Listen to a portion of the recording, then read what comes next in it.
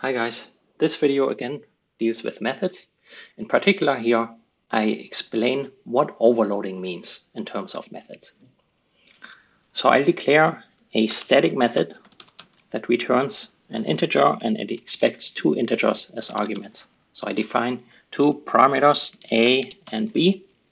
And what this method does, it computes the sum and returns it. So I do return a plus b. Now this method I can call from the main, so I can have two variables declared here, let's say 3 and num2 initialized to 5, and I have the result sum, and I call add with num1 and num2, and then I output the sum. This was for the method that expects integers. So when I run this,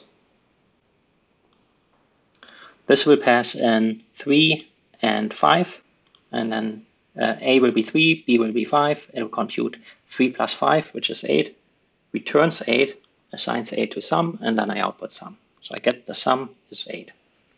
Now overloading simply means that we can use the same method name as long as the number of arguments are different or the type is different. So on this example here, for example, I have an add method that expects only two integers. But let's say I have two floats, and let's say 3.5 and float f2 is 6.4, and I want to call add.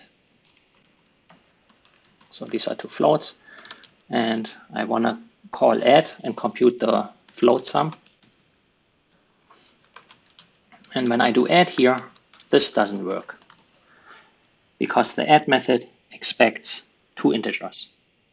So what I can do is with overloading, say I want to do add float f1 float, or I can name it a and b as well, and float b, and then I return a plus b. So now this method is overloaded. It is once it has two integers, and the second declaration has two floats. And now my program here compiles. And the compiler will look at the type, the data type, and automatically match it to the right method, so that the two integers are matched to this one, and the two floats are matched to this one. Now let's output the second sum as well. So this one was for the one where we compute float.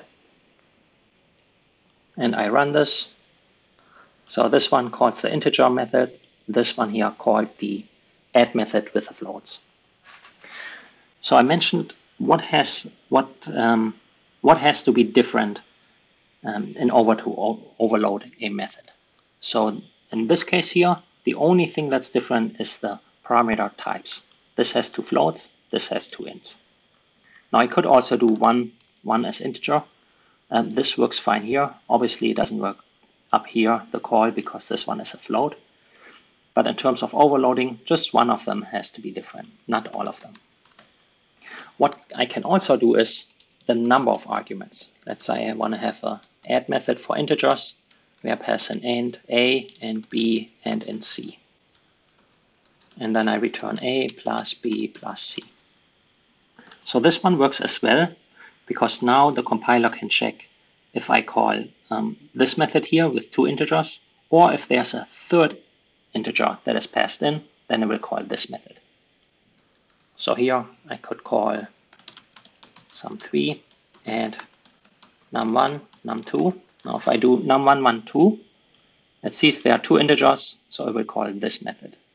If I pass in a third integer, let's say 5, then it will match it to this method. So now the add method is overloaded 3 times. And here I output this. This is sum3.